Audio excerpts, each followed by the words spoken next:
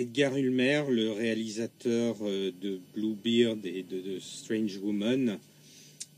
a probablement la carrière la plus chaotique et la plus étrange de tout le cinéma mondial. Il est né en 1904 et en 1929, après une carrière en tant que décorateur et aussi en tant que découpeur de silhouettes pour des plans de cinéma muet, ayant travaillé notamment avec Willem Dieterle, avec Michael Curtis, Fritz Lang, Murnau, co-réalise un film assez célèbre, expérimental, de 1929 avec Robert Siodmak, Menschen am Sonntag, Les Hommes le Dimanche, où participent également des futurs cinéastes tels que Fred Zinman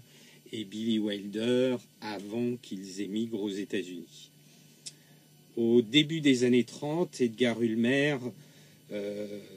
commence déjà en quelque sorte sa carrière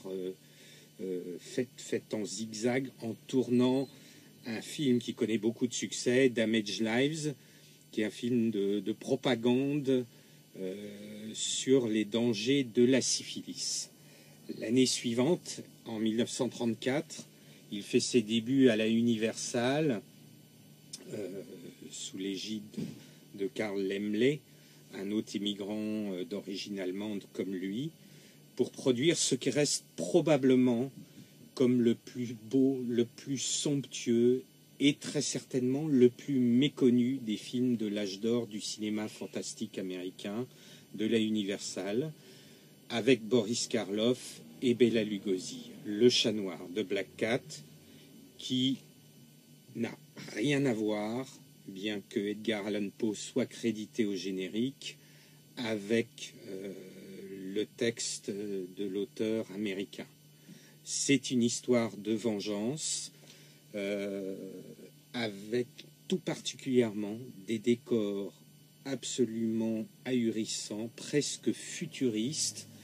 que l'on va constamment, cet élément du décor, retrouver tout au long de la carrière d'Edgar Ulmer, qu'il s'agisse de petits films de série B tournés en 5-6 jours à la PRC, les toiles peintes de Bluebeard, de Isle of Forgotten Scenes, ou même les décors très futuristes de son voyage et de son exploration à travers le temps, d'un film d'American International de 1960 qui s'appelle Beyond the Time Barrier, où là, il y a véritablement cette utilisation de décors triangulaires très étranges dans un film qui, par ailleurs, n'a pas les qualités artistiques de The Black Cat. Et curieusement, dans The Black Cat figure aussi non crédité au générique un acteur qu'Edgar Ulmer va faire tourner par la suite, notamment pour Le Barbe Bleue, Bluebeard, John Carradine, qui fait un adorateur de cette sorte de secte satanique qu'on le voit dans Bluebeard. Le film marque aussi un des thèmes favoris d'Edgar Ulmer, qui est peut-être dû notamment à ses origines allemandes, c'est le thème du destin, de l'homme face à son destin, que l'on va retrouver tout au long de sa carrière, non seulement avec Black Cat, cette histoire de vengeance et de cet affrontement que l'on pressent entre Boris Karloff et Bela Lugosi, qui est annoncé depuis des décennies dans cette histoire de vengeance assez hallucinante et de torture effroyable. Le destin est omniprésent dans Bluebeard, justement, avec ce personnage de Gaston Morel, le marionnettiste joué par John Carradine, qui parfois devient serial killer dès qu'il se laisse aller à ses penchants artistiques. Je ne vous en dévoilerai pas plus parce que vous allez très certainement regarder le film par la suite. Détour, qui est probablement un des films noirs les plus célèbres de tous les temps, 1945, où là, véritablement, le personnage interprété par Tom Neill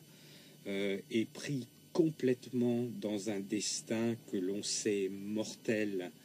dès le début du film. Et là aussi, comme chez Edgar Ulmer, on a très souvent, à cause du manque de budget, du tournage ultra rapide, rarement ces films dépassent les 6 jours de tournage, les personnages sont pris dans une sorte de huis clos. Il y a quasiment jamais de plan en extérieur. C'est presque entièrement tourné en studio avec des toiles peintes ou des fonds d'écran. Et ce destin inéluctable amène toujours les héros de Edgar Ulmer vers leur perte et le désespoir. Autre thème sous-jacent qu'on le retrouve beaucoup chez lui, c'est la frustration sexuelle. On le voit avec ce personnage de John Carradine à nouveau dans Bluebeard, également avec le personnage d'Eddie Lamar dans The Strange Woman, puisque cette femme fatale, qui reste à ce jour de très loin le meilleur film d'Eddie Lamar,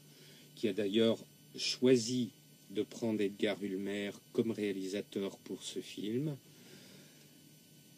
Elle est naturellement célèbre pour être apparue au début des années 30 entièrement nue dans Extase de Gustave Machati,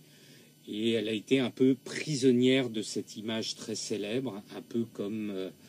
Anthony Perkins a pu l'être avec le personnage de Norman Bates dans Psychose,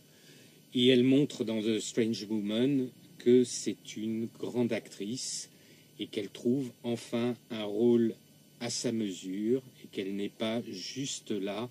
pour faire décor auprès de ces acteurs masculins. Curieusement, The Black Cat est un succès immense pour la Universal et va déclencher toute la série par la suite, des affrontements entre Karloff et Lugosi, mais Edgar Ulmer n'en profite pas. Dans une interview restée très célèbre d'Edgar Ulmer, celui-ci explique au cinéaste Peter Bogdanovich qui l'interroge que c'est parce que sa femme de l'époque, qui était aussi sa script, subissait des avances très poussées du patron de la Universal, et comme elle refusait ces avances, il s'est retrouvé à tourner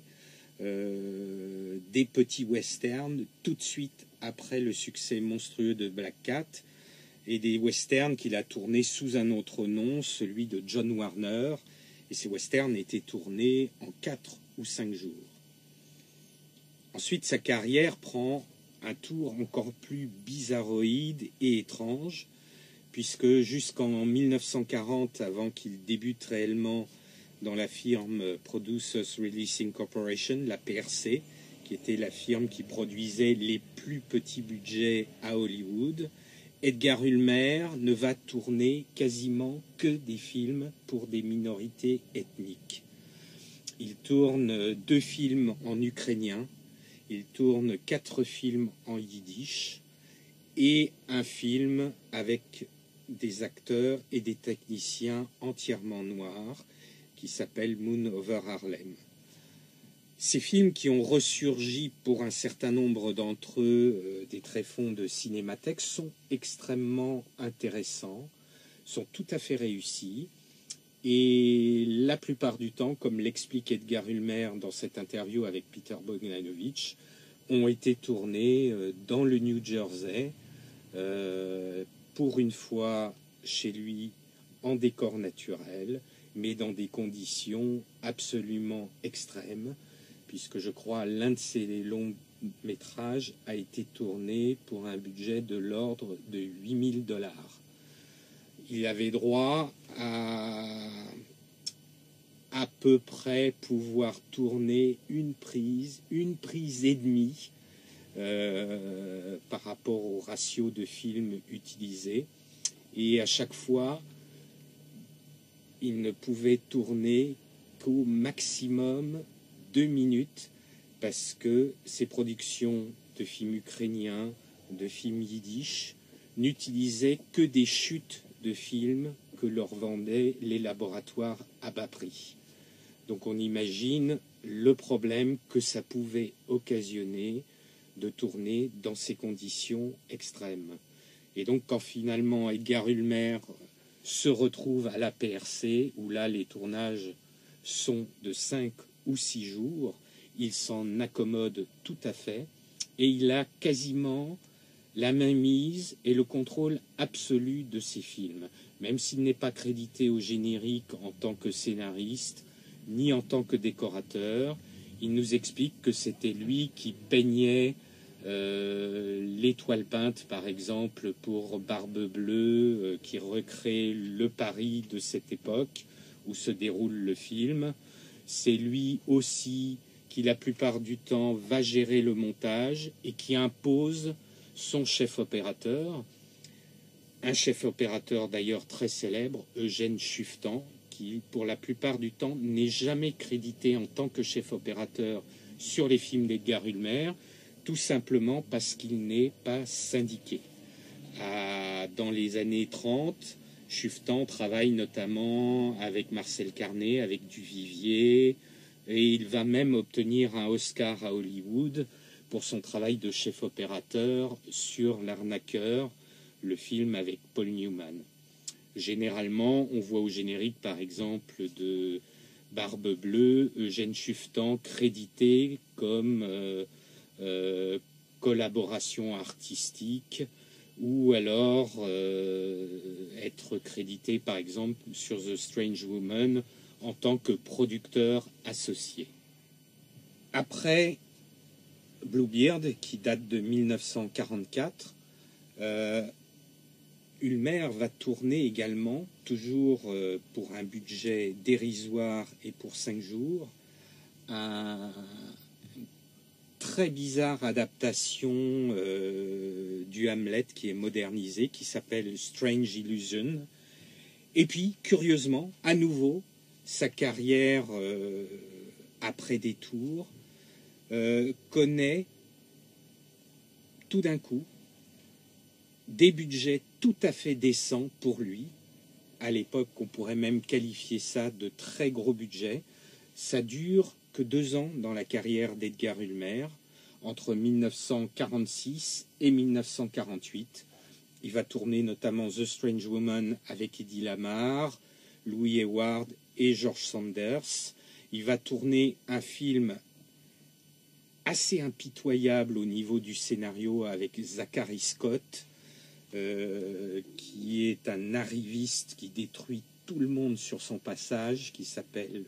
Ruthless. Et on voit notamment l'acteur qui jouait aux côtés de Peter Lorre dans tous les films Warner des années 30, c'est Sidney Greenstreet, le pachydermique Sidney Greenstreet, qui littéralement occupe l'écran face à Zachary Scott dans ses séquences. Le dernier film à gros budget qu'a Edgar Ulmer, c'est en 1948, Carnegie Hall, qui est un film sur la musique classique, où là aussi, curieusement, il va mélanger des numéros musicaux plus modernes sur cette histoire d'un pianiste qui est littéralement vampirisé par sa mère. Après Détour, qui reste un des sommets de la carrière d'Edgar Ulmer, comme The Black Cat et Bluebeard, à nouveau, sa filmographie bascule cette fois-ci, au contraire des petits budgets, voire des budgets de série Z qu'il a connus jusqu'à présent. Il va, pendant l'espace de 2 ans, entre 1946 et 1948, tourner notamment 3 films avec des budgets et des acteurs relativement importants. En 1946, il tourne notamment The Strange Woman avec Eddie Lamar, Louis Hayward, George Sanders, qui est tiré d'un roman de Ben Ames Williams. Le roman est encore plus violent et plus exacerbé que la version cinématographique, qui est pourtant assez étonnante sur cette fille impitoyable. Dès son plus jeune âge, c'est la séquence d'ouverture du film, où elle va tenter de noyer un compagnon de jeu. Puis, après un enchaînement assez éblouissant sur le thème de l'eau, on se retrouve face à Hedy Lamarr en tant qu'adulte, qui va constamment manipuler à son avantage tous les hommes qu'elle croise dans sa carrière. Mais le scénario ménage également, je dirais, un aspect un peu tendre vis-à-vis du personnage, qui est franchement impitoyable de par ses actions, mais en même temps dans le film, elle va donner de l'argent, aider une amie prostituée, elle va s'occuper des déshérités dans ce village du Maine du XIXe siècle où se situe l'histoire. Et en fait, c'est un exemple assez rare de film noir à costume, comme par exemple a pu en faire un Anthony Mann avec The Black Book, pour une autre firme à petit budget qui était la Eagle Lion à l'époque. Autre film où Edgar Ulmer bénéficie d'un casting et de moyens relativement importants, c'est cette saga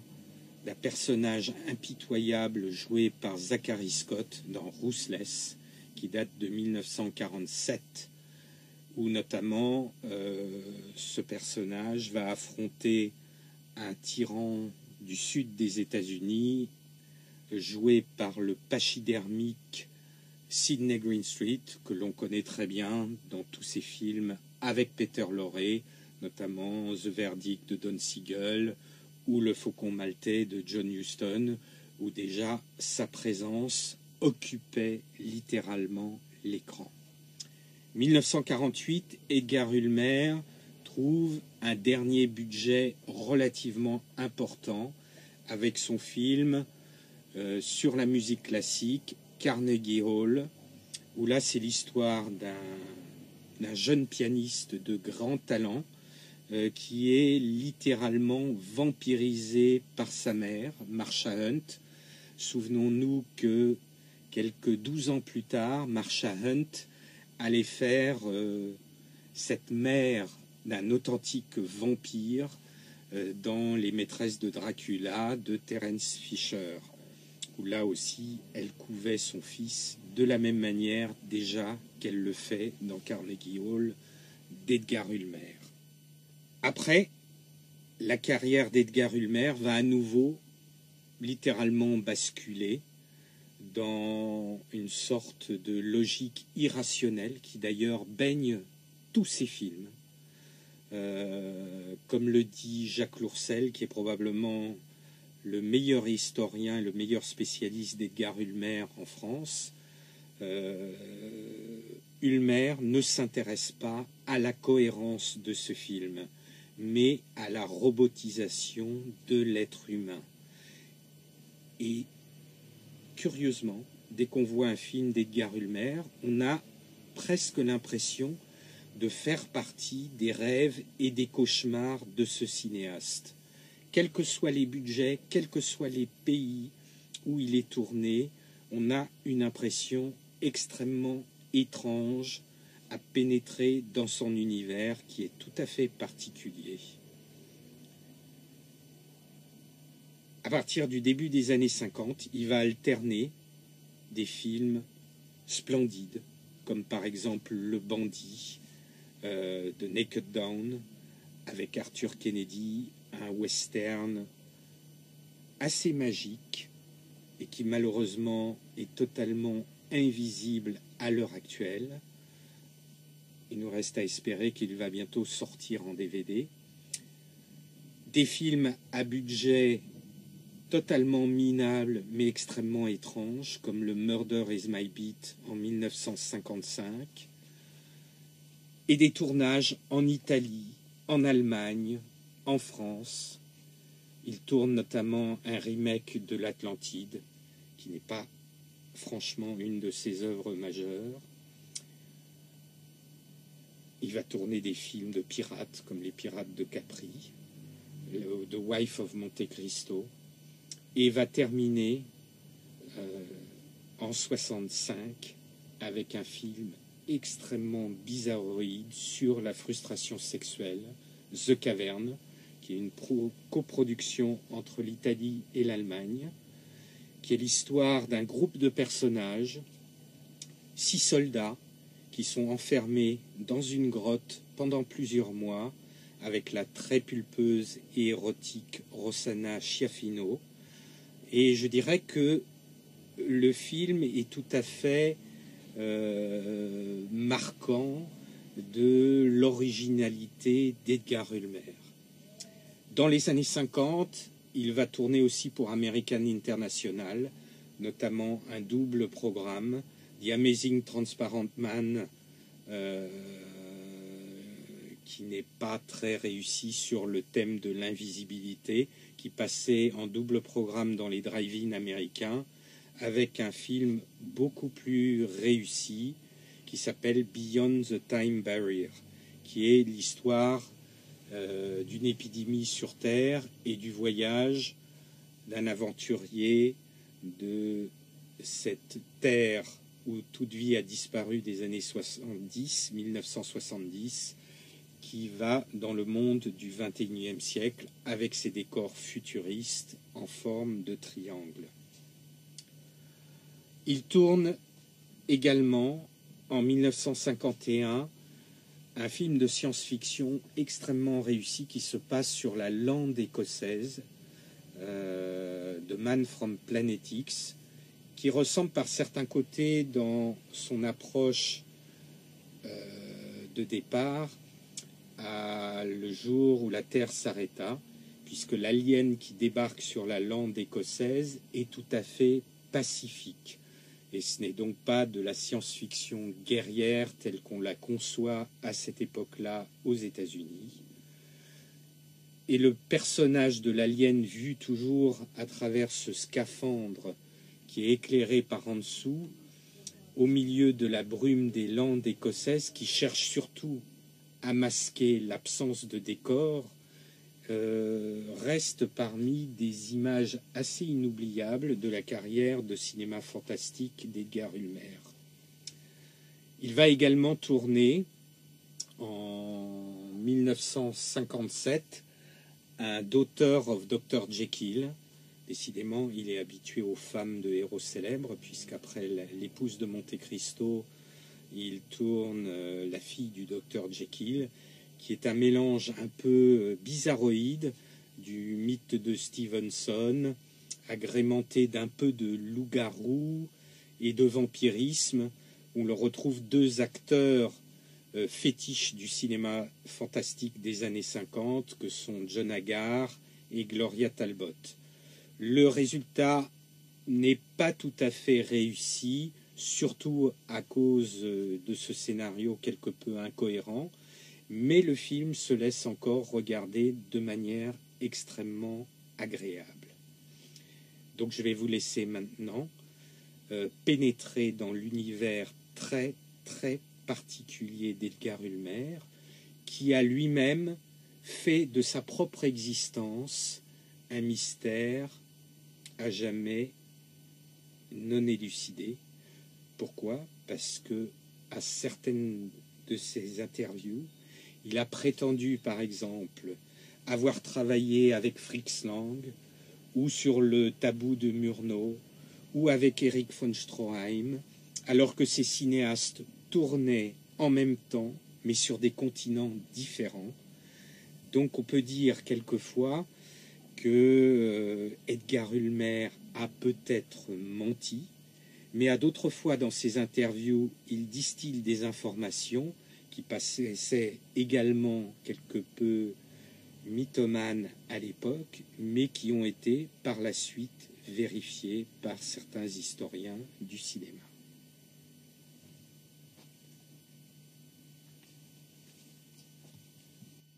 Pour produire ce qui reste probablement comme le plus beau, le plus somptueux est très certainement le plus méconnu des films de l'âge d'or du cinéma fantastique américain, de la Universal, avec Boris Karloff et Bela Lugosi. Le Chat Noir de Black Cat, qui n'a rien à voir, bien que Edgar Allan Poe soit crédité au générique, avec le texte de l'auteur américain. C'est une histoire de vengeance, avec tout particulièrement 1929, après une carrière en tant que décorateur et aussi en tant que découpeur de silhouettes pour des plans de cinéma muet, ayant travaillé notamment avec Willem Dieterle, avec Michael Curtis, Fritz Lang, Murnau, co-réalise un film assez célèbre, expérimental de 1929 avec Robert Siodmak, Menschen am Sonntag, Les Hommes le Dimanche,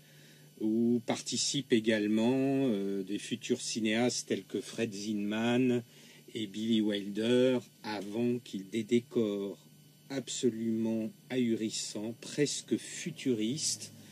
que l'on va constamment, cet élément du décor, retrouver tout au long de la carrière d'Edgar Ulmer,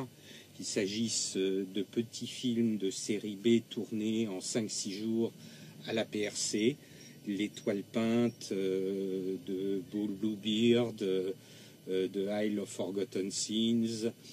ou même les décors très futuristes de son voyage et de son exploration à travers le temps, d'un film d'American International de 1960 qui émigre aux États-Unis. Au début des années 30, Edgar Ulmer commence déjà en quelque sorte sa carrière faite en zigzag, en tournant un film qui connaît beaucoup de succès, Damaged Lives, qui est un film de propagande sur les dangers de la syphilis. L'année suivante, en 1934, il fait ses débuts à la Universal, sous l'égide de Karl Laemmle, un autre immigrant d'origine allemande comme lui.